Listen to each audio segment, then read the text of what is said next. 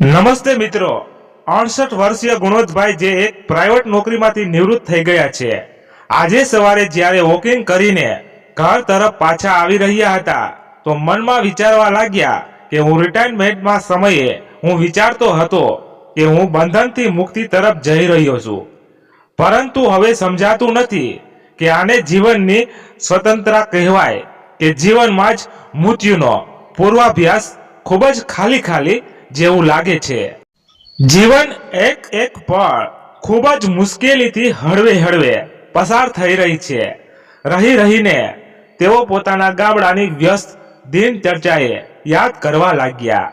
તે આંગળીના વેઢે ગણાય એટલી ગલીઓ, તે મુઠ્ઠીભર માણસો, બધું જ એટલું નાનું નાનું કે એક જ દિવસમાં આખું ગામડું માપી શકાય અને લગભગ દરેક માણસની મુલાકાત થઈ જાય। તે સમયે લાગતું હતું જાણે દુનિયા મુઠ્ઠીમાં છે। એ નાનકડી એવી દુનિયા જેવી જ હાથમાંથી છૂટી છે કે જાણે કે બધું જ છૂટી ગયું। વાત એમ હતી કે શહેરમાં આવ્યાથી પહેલા ગુણવંતભાઈ પોતાની પત્ની માધવીબેન અને દીકરા પ્રકાશની સાથે ગામડામાં જ રહેતા હતા, પરંતુ પોતાના દીકરા પ્રકાશની ઉચ્ચ શિક્ષા માટે થઈને તેમને ગામડેથી શહેરમાં આવવું પડ્યું, જ્યાં તેમણે પોતાનું મકાન ખરીદી લીધું। પરંતુ શહેરમાં આવ્યા પછી 3 વર્ષ બાદ તેમના પત્નીનું માધવીબેનનું હાર્ટ એટેકથી મૃત્યુ થઈ ગયું। ઉચ્ચ શિક્ષણ મેળવ્યા પછી પ્રકાશ નોકરી કરવા માટે વિદેશ જતો રહ્યો।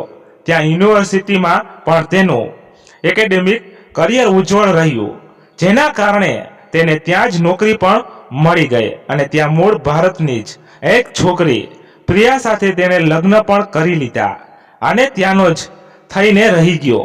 શરૂઆતમાં તો પ્રકાશ ક્યારેક ગુણવંતભાઈને ફોન કરી લેતો હતો, પરંતુ હવે તો ઘણા મહિનાઓ વીતી જતા હતા। ગુણવંતભાઈની પોતાના દીકરા સાથે વાત થઈ, પણ આ મોટા એવા શહેરમાં ગુણવંતભાઈ બિલકુલ એકલા પડી ગયા હતા।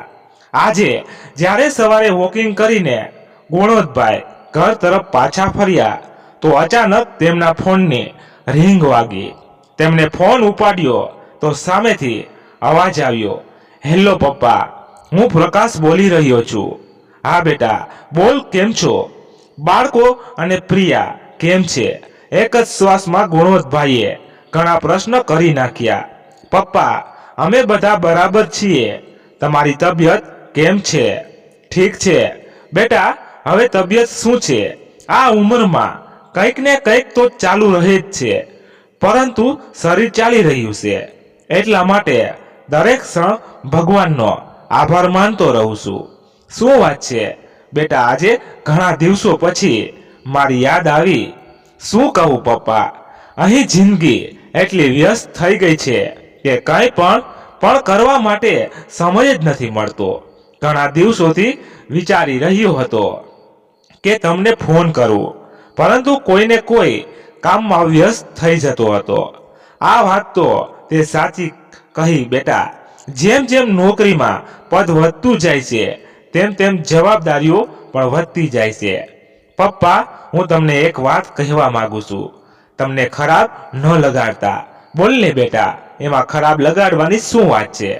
"પપ્પા, હું વિચારી રહ્યો હતો કે તમે ત્યાં ભારતમાં બિલકુલ એકલા પડી ગયા છો, હવે તમારી તબિયત પણ ઠીક નથી રહેતી, અને અમારું તો તમને ખબર જ છે કે અમારે ક્યારેય જ ભારત આવવાનું થઈ શકે છે, એટલા માટે જો તમને ઠીક લાગે તો તમે અમારી સાથે અહીં કેનેડા આવી જાઓ.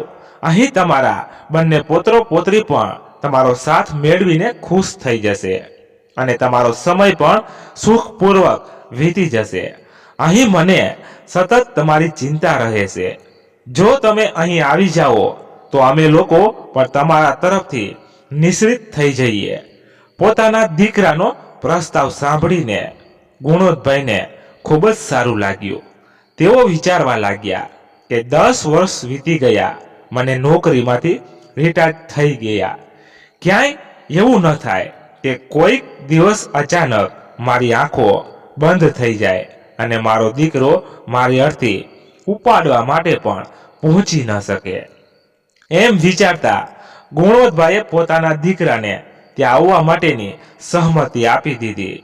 પછી પ્રકાશ બોલ્યો, પપ્પા, હવે તમે અહીં અમારી પાસે જ આવી જશો તો આપણા મકાનની પણ હવે કોઈ જરૂર નથી.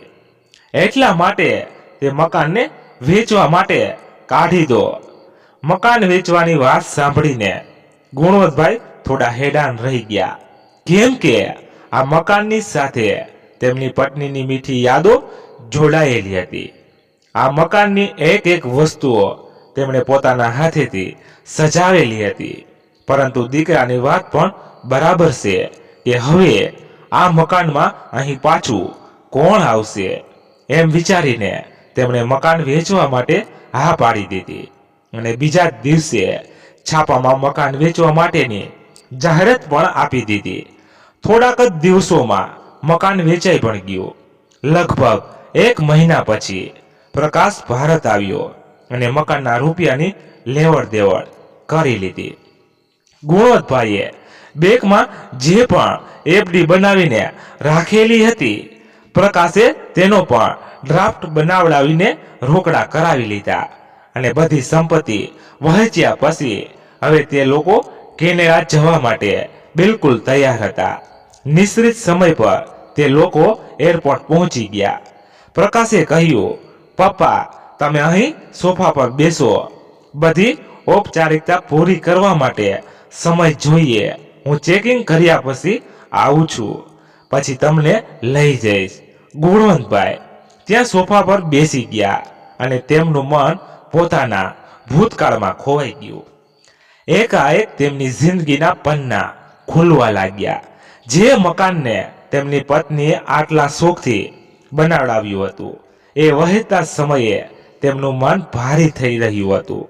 શહેરમાં આવવાથી પહેલા ગુણવંતભાઈએ પોતાની પત્ની માધવીબેનને કહ્યું હતું કે ઘર ભાડા ઉપર લઈ લઈએ અને આરામથી રહીશું.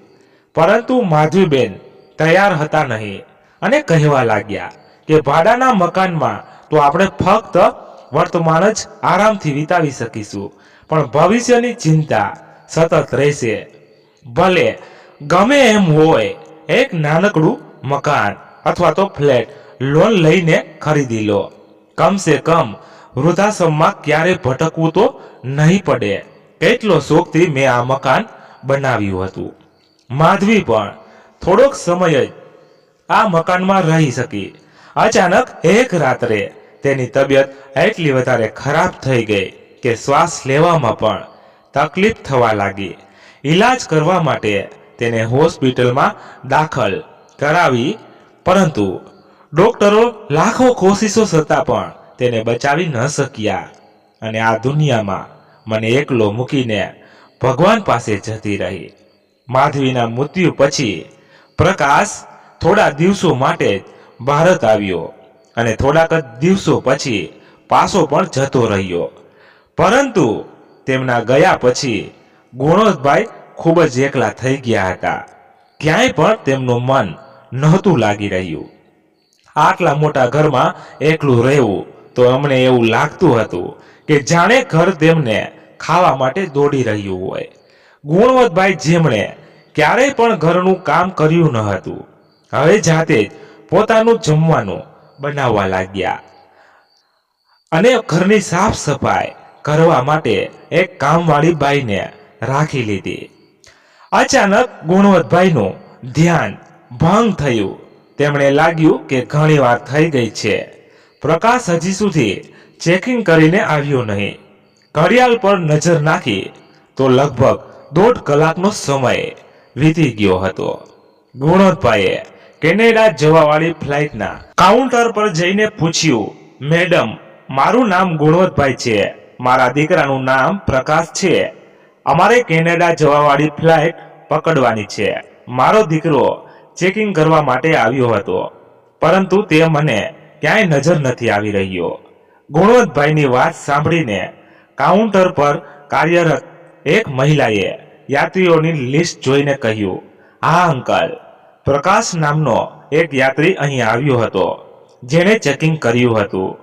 કેનેડાની ફ્લાઇટ ગયે તો 1 કલાકનો સમય વીતી ગયો છે. તે મહિલાની વાત સાંભળીને ગુણવંતભાઈની હેરાનીનું ઠેકાણું ન રહ્યું. તેઓ બોલ્યા, પણ મેડમ, તે ફ્લાઇટથી તો મારે પણ કેનેડા જવાનું હતું. મને લીધા વગર ફ્લાઇટ કઈ રીતે જતી રહી? એટલે તે મહિલા બોલી, એવું તો સંભવ જ ન થઈ શકે. અંકલ, જેટલા પણ યાત્રી તે ફ્લાઇટમાં જવાના હતા બધા જ ગયા છે. કોઈ પણ યાત્રી છૂટી ગયું નથી. જો કોઈ યાત્રી ન પહોંચ્યું હોય તો અમારા તરફથી ઘોષણા કરવામાં આવે છે. તે મહિલાની વાત સાંભળીને ગુણવંતભાઈ રૂંધાયેલા અવાજમાં બોલ્યા, તો શું મને લીધા વગર જ મારો દીકરો કેનેડા જતો રહ્યો? એનો મતલબ તો એ થયો કે તેણે મારી ટિકિટ લીધી જ નહોતી. આ કેવી છેતરપિંડી છે! ગુણવંતભાઈના પગ નીચેથી તો જાણે જમીન જ ખસકી ગઈ. તેઓ પોતાનું માથું પકડીને જમીન પર ધડામ દઈને બેસી ગયા. વિચારવા લાગ્યા, શું મારો દીકરો આટલો કઠોર થઈ શકે છે, જેને ભણાવવા માટે થઈને અમે અમારા જીવનના સોનેરી દિવસોને પણ પરસેવામાં ભીંજવી નાખ્યા હતા. તેનું જીવન ઉજ્જવળ બનાવવા માટે અમારી ખુશીઓને ન્યોછાવર કરી દીધી હતી. માધવી મને હંમેશા કહેતી હતી કે પોતાના ઘડપણ માટે પણ આપણે કંઈક બચાવીને રાખવું જોઈએ. પરંતુ મારો એક જ જવાબ હંમેશા રહેતો, દઈને પ્રકાશ, આપણો એકનો એક દીકરો છે. જો આપણને તેની સુખ સુવિધાનું ધ્યાન નહીં રાખીએ તો બીજું કોણ રાખશે? તે એક રમકડું માંગતો હતો તો હું 2 લઈ આવીને આપતો હતો. તેની વિદેશમાં ભણવાની જીદ પૂરી કરવા, રૂપિયા ભેગા કરવા માટે ખબર નહીં મેં કેટલા સંઘર્ષ કર્યા હતા, કેટલા લોકોની આગળ હાથ ફેલાવ્યો હતો. મનમાં બસ પોતાના દીકરાની વાત પૂરી કરવાની ધૂન સવાર હતી કે ગમે તે રીતે વિદેશ જતો રહે. આ વાતને લઈને મારા મોટા ભાઈ શશિકાંત સાથે પણ મારી લડાઈ થઈ ગઈ છે, કેમ કે તેણે મને કોઈ પણ પ્રકારની મદદ કરવાની ના પાડી દીધી હતી. તે કહેતો હતો, જ્યારે સામર્થ્ય નથી તો વિદેશી શું કામ મોકલી રહ્યો છે? શું આપણા દેશમાં આગળ ભણતર નથી? શું અહીં ભણી ગણીને છોકરાઓ નોકરી નથી કરતા?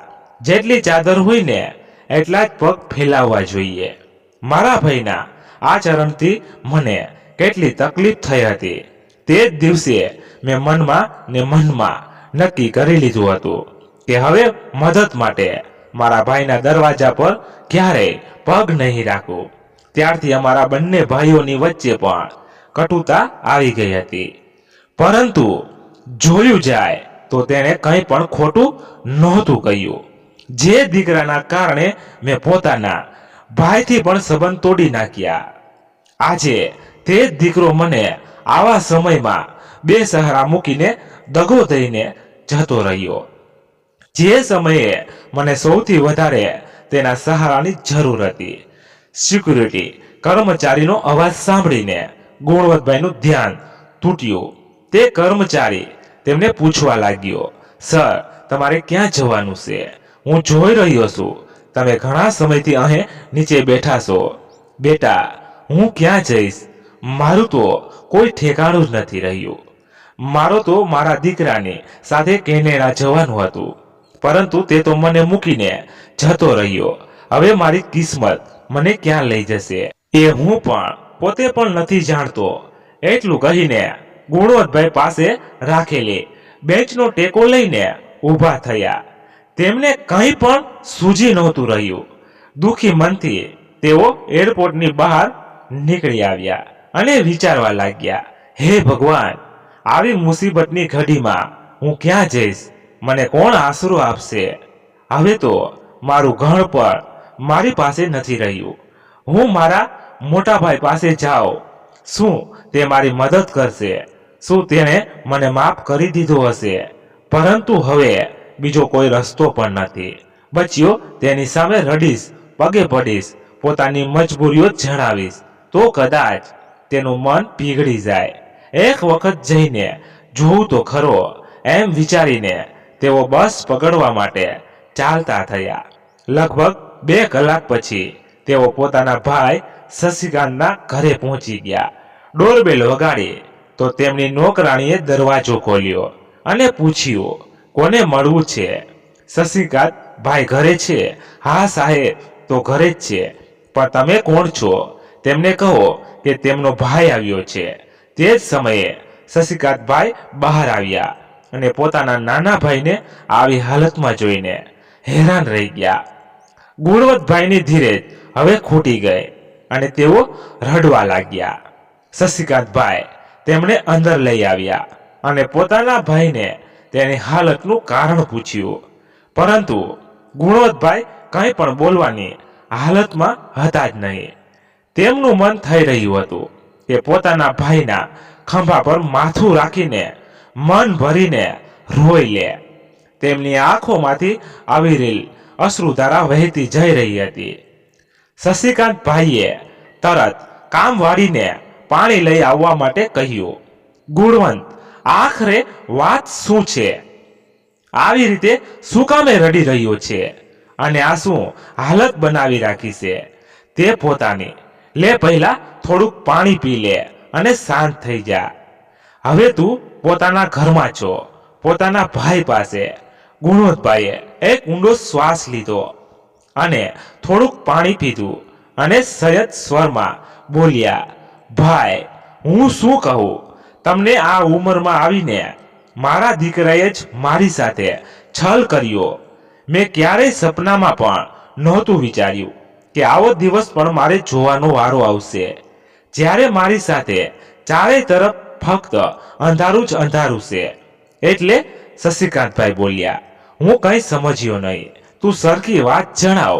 તારી આવી હાલત જોઈને મારા મનમાં ખબર નહીં કેટલા બધા પ્રશ્નો એકી સાથે ઉઠી રહ્યા છે. શશિકાંતભાઈએ પૂછ્યું તો ગુણવંતભાઈએ બધી ઘટના તેમની સામે જણાવી દીધી. શશિકાંતભાઈએ ઊંડો શ્વાસ લેતા તેમની એક એક વાત ખૂબ જ ધ્યાનપૂર્વક સાંભળી અને બોલ્યા, આ કેવી વિડંબના છે. તે પોતાના દીકરાને ભણાવવા માટે થઈને અને એક સારો માણસ બનાવવા માટે પોતાનું બધું જ દાવ પર લગાડી દીધું અને તારી સાથે જ આવું વર્તન શું? મા બાપ આ દિવસ માટે જ પોતાના છોકરાઓને ઉછેરીને મોટા કરે છે. કેટલા સ્વાર્થી થઈ ગયા છે આજકાલના છોકરાઓ. પછી ગુણવંતભાઈ બોલ્યા, ભાઈ, હવે મને કંઈ સમજાઈ નથી રહ્યું કે હું શું કરું. આ ઉંમરમાં હું ક્યાં નોકરી કરવા પણ જઈ નહીં શકું. સારું રહેશે કે તમે મને કોઈ વૃદ્ધાશ્રમમાં મોકલી દો. આ તું શું કહી રહ્યો છે? ગુણવંત, આત્મસન્માનથી માથું ઊંચું કરીને જીવવા વાળો માણસ આજે વૃદ્ધાશ્રમ જવાની વાત કરી રહ્યો છે. આ ઘર તારું જ તો છે. દીકરી શિવાંગીના લગ્ન કર્યા પછી જ્યારથી તારી ભાભી આ દુનિયા મૂકીને જતી રહી ત્યાર પછી તો હું બિલકુલ એકલો જ થઈ ગયો છું. હવે તું આવી ગયો છે તો આપણા બંનેનો સમય આરામથી પસાર થઈ જશે. પોતાના મોટા ભાઈની વાતો સાંભળીને ગુણવંતભાઈને થોડુંક આશ્વાસન મળ્યું, પરંતુ તેઓ પોતાના મોટા ભાઈ ઉપર બોજ બનવા નહોતા માંગતા. એટલા માટે તેઓ હજુ પણ ચિંતામાં હતા. હજી બંને ભાઈઓમાં આ બધી વાતો ચાલી જ રહી હતી કે અચાનક ડોરબેલ વાગી. જોયું તો શશિકાંતભાઈની દીકરી શિવાંગી થોડા દિવસો માટે રહેવા આવી હતી. આટલા વર્ષો પછી પોતાના કાકાને આ ઘરમાં જોઈને તેને ખૂબ જ આશ્ચર્ય થયું.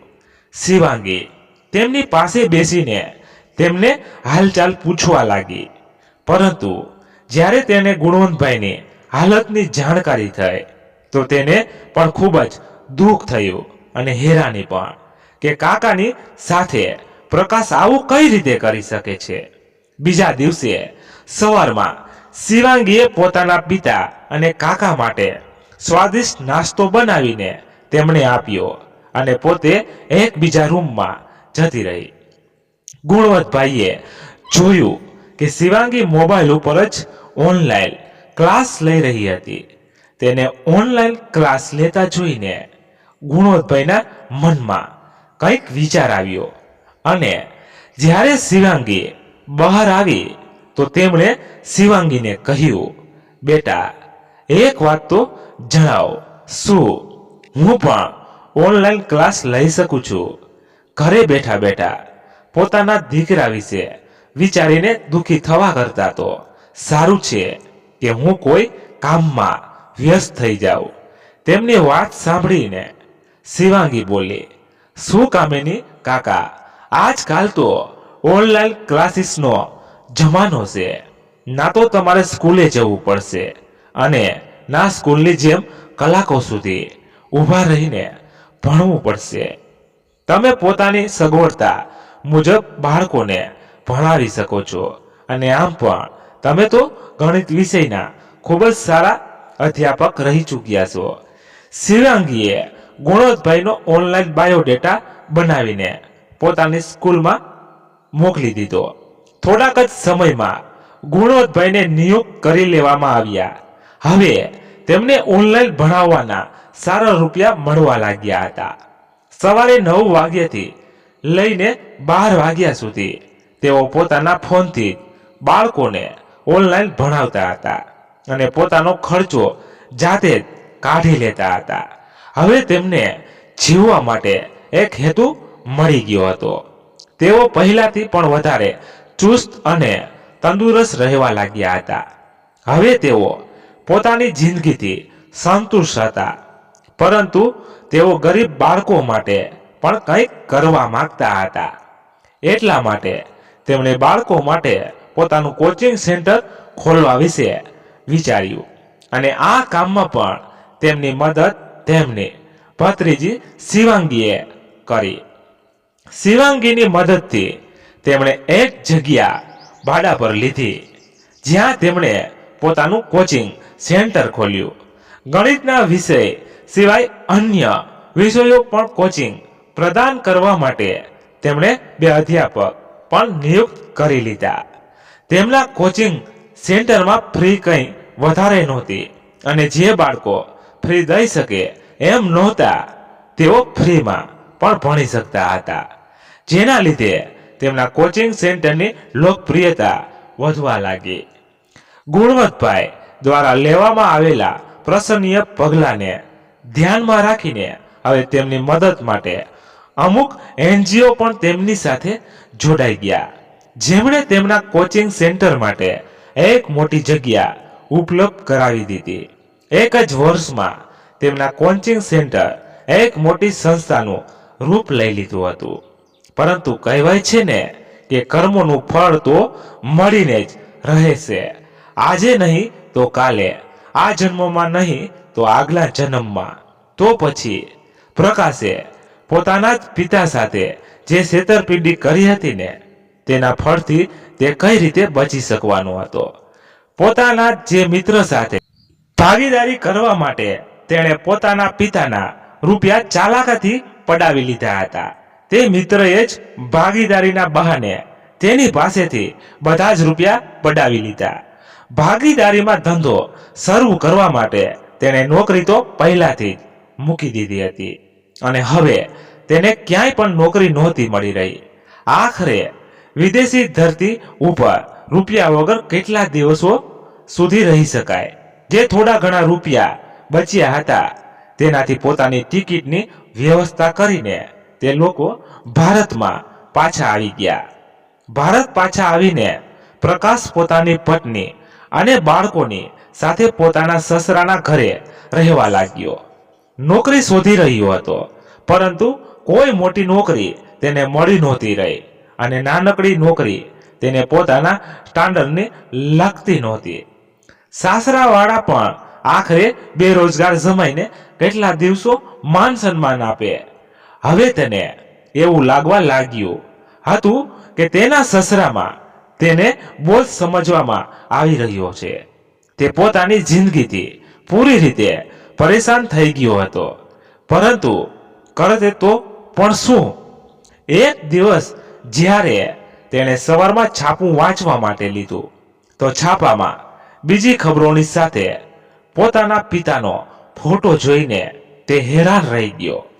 છાપામાં લખ્યું હતું, ઘણી વખત મહેનત કરાવવાવાળા મુશ્કેલીઓથી ડરતા નથી, પરંતુ પોતાના દમ પર મુશ્કેલીઓને દૂર કરવાની કોશિશ કરે છે.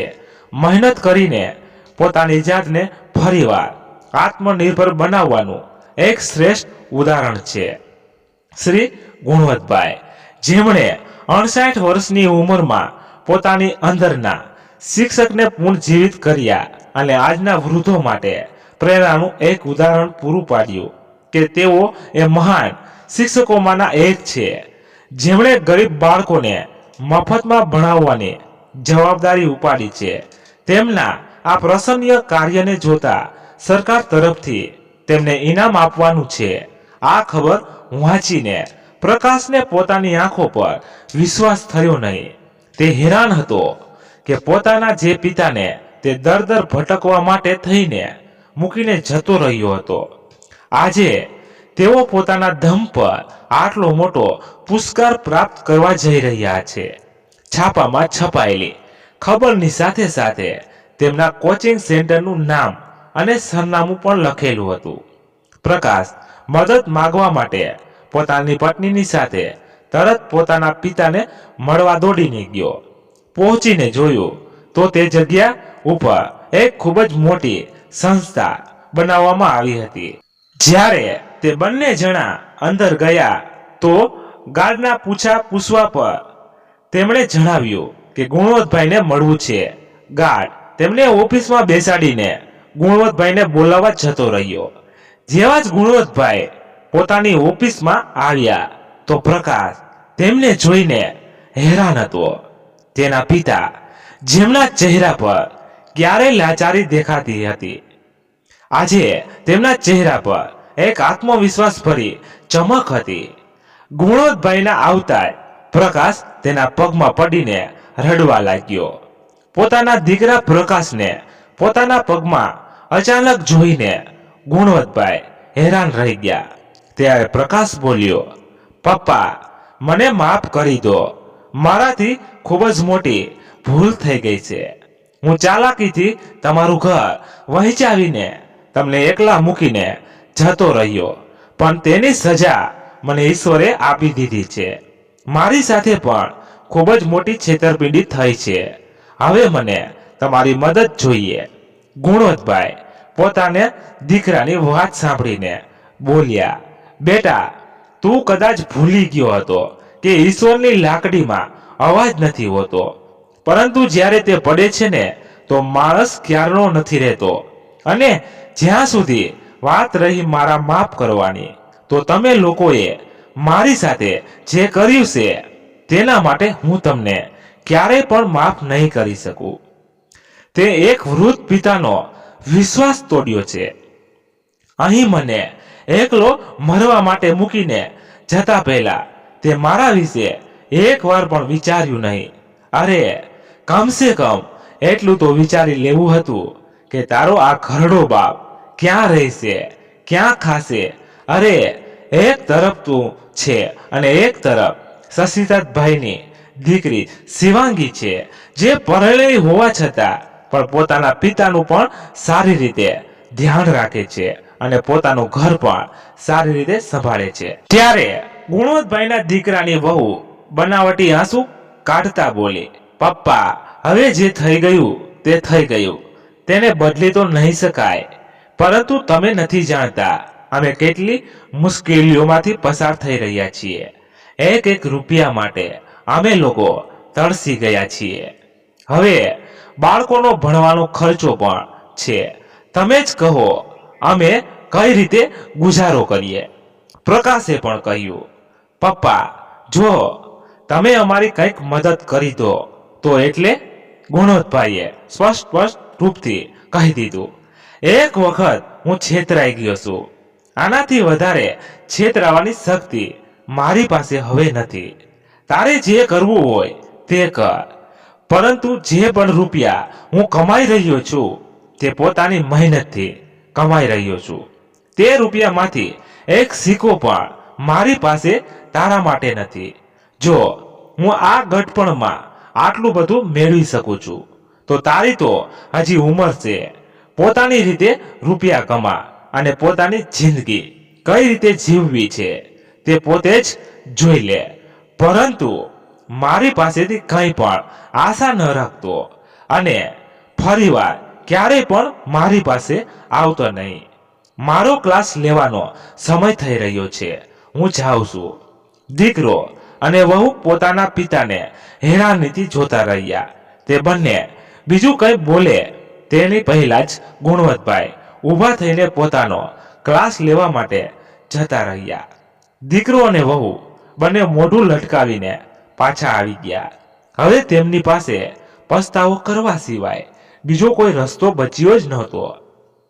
તો મિત્રો, આજની આ વાર્તા તમને કેવી લાગી અને તમે કયા શહેરમાંથી સાંભળી રહ્યા છો તે કોમેન્ટ કરીને જરૂર જણાવજો. અને જો વાર્તા ગમી જ હોય તો લાઈક કરી વધુમાં વધુ શેર પણ કરજો. અને આવી અવનવી વાર્તા સાંભળવા માટે ચેનલને સબસ્ક્રાઇબ જરૂરથી કરજો. તો ચાલો ફરી મળીએ મિત્રો એક સરસ મજાની સુંદર વાર્તા સાથે. ત્યાં સુધી તમારા પરિવાર સાથે મસ્ત રહો, તંદુરસ્ત રહો. જય માતાજી, જય હિન્દ, જય ભારત.